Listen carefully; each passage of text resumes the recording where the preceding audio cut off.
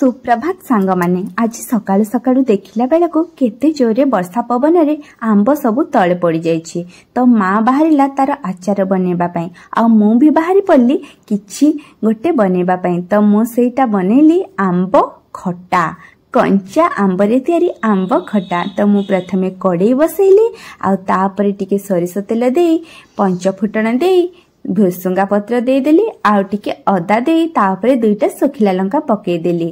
तापरे आंच को टिके कम करी ता उपरे काटी रखिथिबा आंब को दे देली टिके हळदी दे देली आउ काश्मीरी लाल रंग आसीबा पई दे देली आ सेटा को भल भाबरे मिक्स करी देली।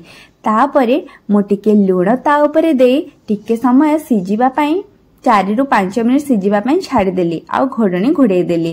तापरे टिके सिजी सारला परे तापरे घोडणी काढी ता उपरे मु पानी दे देली आउ फिर टिके सिजिबा पई से गुडी को छाड़ी देली।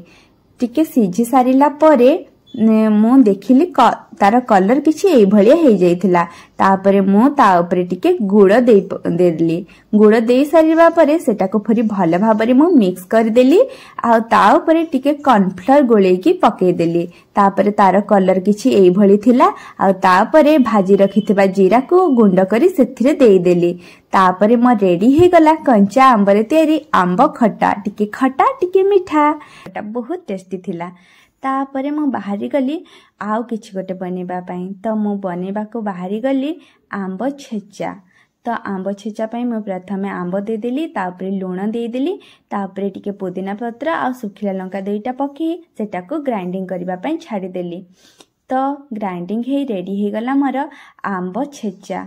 केते सारा आंब थिला सब नष्ट हो जाइथांता। तो मु बाहर सेथि पई आंब छेचा को बने देइथिली आ एटा बहुत टेस्टी भी भात संगे खाइले बहुत टेस्टी लागे। आंब छेचा मोर रेडी हे गला मु टेस्ट करिकि देखिली सत्तरे बहुत टेस्टी लागुछि। छोट बेले एटा मते बहुत पसंद लागे।